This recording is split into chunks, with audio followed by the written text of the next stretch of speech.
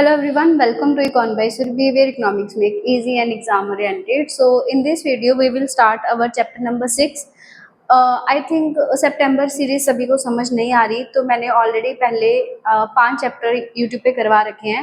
तो आज हम माइक्रो का 6 चैप्टर करते हैं, that is the price elasticity of demand, जो भी मोस्ट इंपॉर्टेंट है।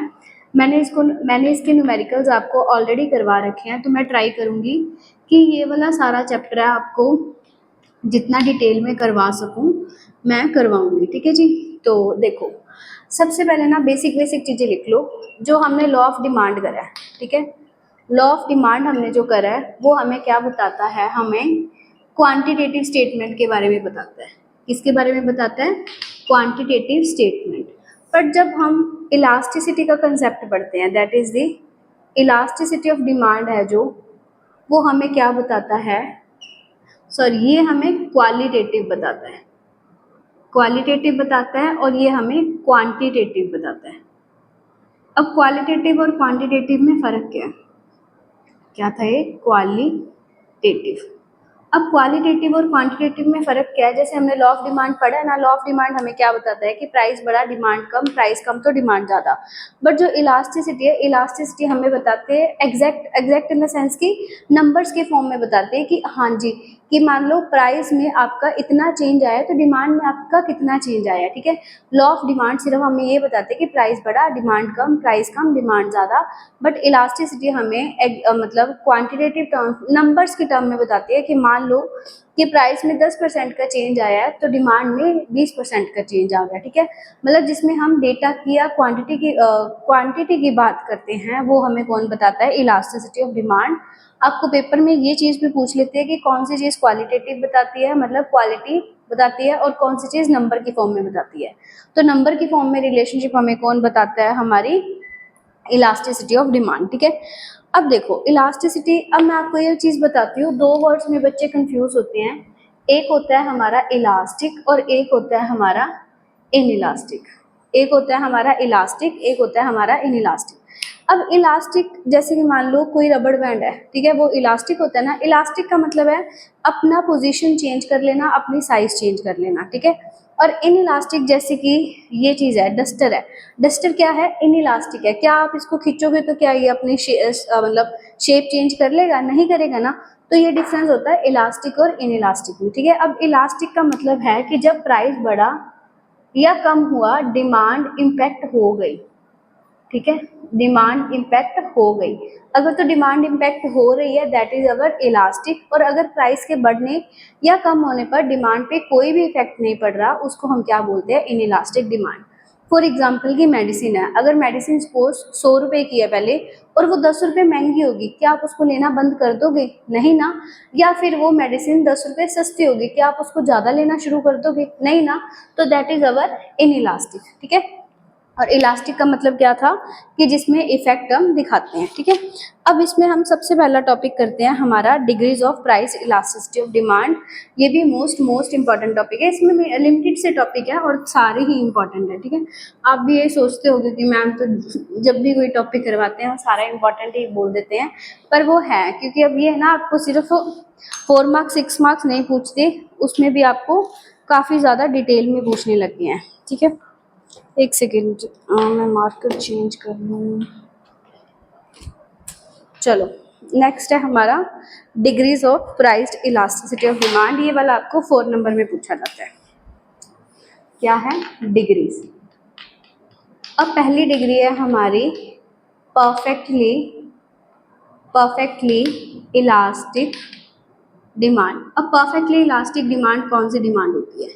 परफेक्टली इलास्टिक डिमांड में जो आपका डिमांड कर्व है ना, वो आपका एक्स एक्सिस के पैरेलल बनता है। डिमांड कर्व क्या है? आपका एक्स एक्सिस के पैरेलल होता है। मतलब कि आप जितनी मर्जी यूनिट्स ले लो, चाहे आप इतनी ले लो, चाहे आप इतनी ले लो, चाहे इतनी ले लो, आपको प्राइस सेम लगेगा। मतलब कि प्राइस में कोई भी इफेक्ट नहीं पड़ेगा, चाहे आप क्वांटिटी ज़्यादा ले रहे हो, चाहे आप क्वांटिटी कम ले रहे हो। और जो ये वाला केस है ये परफेक्ट कंपटीशन मार्केट में होता है। मैंने आपको करवा रखा है perfect competition market. Perfect competition market में होता है कि सेलर्स बहुत सारे होते हैं और बायर्स भी बहुत सारे होते हैं, and they are selling homogeneous product. Homogeneous का मतलब होता है कि वो सेम प्रोडक्ट बेचते हैं, ठीक है। तो ना इसमें क्या होता है कि अगर कोई प्रोड्यूसर थोड़ा सा भी प्राइस चेंज करता है ना, मान लो कोई चीज़ 10 रुपए की है, सारे 10 हर जगह पे 10 की मिल रही है, अगर कोई बंदा उसको प्राइस ज़्यादा कर देता है किसी चीज़ का, तो उसकी डिमांड क्या हो जाती है, ज़ीरो हो जाती है। क्यों? क्योंकि सारे जने सेम सामान बेच रहे हैं। मान लो मार्केट में 3 लोग हैं, ए के पास भी मैगी 10 की है, बी के पास भी मैगी 10 की है और सी ने 15 की कर दी। क्या कोई सी वाले बंदे से मैगी लेगा? नहीं लेगा, क्योंकि वो ऑलरेडी 10 की है, तो सारे 10 की ही लेंगे। ठीक है, तो इसमें परफेक्टली इलास्टिक डिमांड में क्या होता है कि आप चाहे क्वांटिटी ज़्यादा लो, आप चाहे क्वांटिटी कम लो, प्राइस सेम होता है।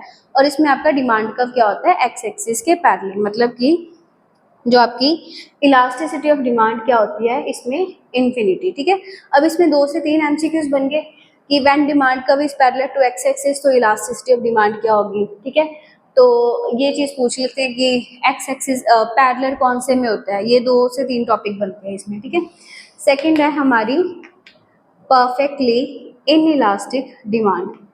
Perfectly in elastic demand. अब परफेक्टली इन इलास्टिक का मतलब है कि कोई भी फर्क नहीं पड़ेगा। इसमें क्या है, ऑपोजिट यूनिट्स प्राइस, चाहे प्राइस इतना है, चाहे प्राइस इतना है, चाहे प्राइस इतना है, मैं सेम ही क्वांटिटी खरीद रही हूँ। ठीक है, चाहे प्राइस ज़्यादा है चाहे प्राइस कम है, मैं सेम ही क्वांटिटी ले रही हूँ। जैसे कि आपकी मेडिसिन या फिर आपकी नेसेसरी चीज़ें। ठीक है, अब जैसे मान लो आटा है, ठीक है, आटा सस्ता हो गया या फिर आटा महंगा हो गया, क्या आप उसको खाना बंद कर दोगे? या फिर मेडिसिन है, मेडिसिन नेसेसरी में आती है, ज़रूरी है। ठीक है, अगर मान लो किसी पेशेंट को मेडिसिन ज़रूरी चाहिए, उस टाइम पे हम बहस थोड़ी करते कि मैं 10 रुपये महंगी लूँगी या 10 रुपये सस्ती लूँगी, या फिर ऐसे तो नहीं है कि मेडिसिन सस्ती हो जाने पर आप उसको ज़्यादा ले लोगे। तो ये चीज़ है कि प्राइस चाहे ये है चाहे ये है चाहे ये है, डिमांड आपकी क्या हो जाएगी, सेम होती है इसमें। ठीक है, परफेक्टली इन इलास्टिक में। और इसमें आपकी इलास्टिसिटी ऑफ डिमांड क्या होती है, जीरो, मतलब कि डिमांड पे कोई भी इफेक्ट नहीं पड़ता। कंज्यूमर ने जो चीज़ लेनी है उसने वो परचेज कर ही लेनी है। इसको हम क्या बोलते हैं, हमारा परफेक्टली इन इलास्टिक डिमांड। ठीक है, नेक्स्ट है हमारा third, that is the unitary elastic demand. Third कौन सा है हमारा, यूनिटरी इलास्टिक डिमांड। ये देखो, थर्ड है हमारा यूनिटरी इलास्टिक डिमांड। अब यूनिटरी इलास्टिक डिमांड में क्या होता है, सेम चलता है। क्या चलता है, सेम चलता है। मतलब कि जैसे कुछ पहले आप डिमांड का बना लेना, e d is equal to 1, मतलब कि जितना को प्राइस में फ़र्क आया है उतना को ही डिमांड में फ़र्क आ गया। प्राइस 10% से कम हुआ, प्राइस 10% से कम हुआ और डिमांड मेरी 10% से इंक्रीज होगी। हम यही बताते थे ना, प्राइस और डिमांड में नेगेटिव रिलेशनशिप है कि प्राइस इतना से कम हुआ, डिमांड इतनी सी बढ़ गई, मतलब सेम सेम चल रहा है। ठीक है, उसको हम क्या बोलते हैं, हमारी यूनिटरी इलास्टिक डिमांड। फोर्थ है हमारी greater than unity. Greater than unity. अब ग्रेटर देन यूनिटी में क्या होता है कि प्राइस में बिल्कुल थोड़ा सा इफेक्ट पड़ा है पर डिमांड बहुत ज़्यादा बढ़ गई। प्राइस में इतना सा इफेक्ट पड़ा है बट डिमांड में इतना इफेक्ट पड़ गया, मतलब कि ये चीज़ आपकी क्या बन जाएगी, ई d is greater than 1। Price सिर्फ इतना सा कम हुआ है और डिमांड मेरी क्या है, इतनी ज़्यादा बढ़ गई, उसको हम क्या बोलते हैं, ग्रेटर देन यूनिटी। मतलब प्राइस में थोड़ा इफेक्ट आया बट डिमांड में प्रोपोर्शनली ज़्यादा इफेक्ट आ गया। फिफ्थ है हमारी लेस देन यूनिटी। अब लेस देन यूनिटी में क्या होता है, लेस देन यूनिटी में क्या होता है कि प्राइस में तो बहुत सारा फर्क आया है बट डिमांड में कोई ज़्यादा फर्क नहीं आया। प्राइस में तो बहुत ज़्यादा फर्क आया है पर डिमांड में ज़्यादा फर्क नहीं आया, उसको हम क्या बोलते हैं, हमारी लेस देन यूनिटी। जैसे इसकी एग्जांपल ले लो, गोल्ड। गोल्ड थोड़ा सा सस्ता हो गया तो लोगों ने लेना बहुत ज़्यादा शुरू कर दिया। इसमें हो गया जैसे कि ब्रांड्स है, जैसे ब्रांड्स पे कितने ज़्यादा ऑफ लग जाते हैं कि 50% फ्लैट है, 60% ऑफ है, पर ऐसे तो नहीं है, बहुत ज़्यादा क्राउड वाली बात तो नहीं होती ना। मतलब ये चीज़ है कि प्राइस में तो बहुत ज़्यादा इफेक्ट पड़ा है, डाला है, बट डिमांड पे कोई ज़्यादा इफेक्ट देखने को नहीं मिला। तो आई होप आपको डिग्री समझ आ गई होगी। पहले में एक्स एक्सिस, दूसरे में वाई एक्सिस, तीसरे में सिंपल, चौथे में प्राइस थोड़ा डिमांड ज़्यादा, पांचवें में प्राइस ज़्यादा डिमांड थोड़ी। ठीक है, नेक्स्ट टॉपिक है आपका टोटल एक्सपेंडिचर मेथड। मैंने आपको तब करवाया था जब आपने वो करा था, न्यूमेरिकल्स करे थे। इसमें से 2 ही टॉपिक इंपॉर्टेंट है, एक डिग्रीज और एक आपका है factor affecting elasticity of demand. अब factor affecting elasticity of demand का क्या मतलब है कि कौन से फैक्टर्स हैं जो आपकी इलास्टिसिटी ऑफ डिमांड को इफेक्ट करते हैं। क्या टॉपिक है हमारा, factors affecting elasticity of demand. कौन से फैक्टर हमारे इलास्टिसिटी ऑफ डिमांड को इफेक्ट करते हैं। अब ये ना कहानी है बिल्कुल। अब जैसे पहला है हमारा नेचर ऑफ कमोडिटी।